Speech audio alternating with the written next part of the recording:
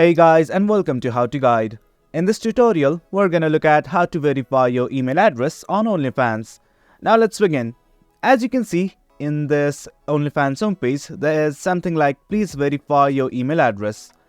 And right here I received an email on Gmail right here, such as this, to confirm my email address. If you did not get this message, what I recommend you to do is click on this verify email button and send a confirmation address right here. If your email is not correct, do update it right now, and if everything is okay, simply click on send confirmation. Now let's check our inbox for the confirmation email. Now here's the email confirmation message. I'm gonna open it right here, and this is the link.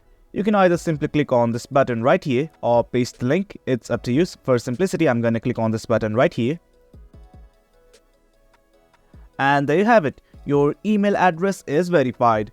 In case you want to update it, simply click on update email address, click on next, and follow the same methods as provided by here. Well guys, that's it for the video. That's how you verify your email address on Onlyfans. Hope you guys found this video informative, and for more content like this, do remember to hit like, share and subscribe. Thank you.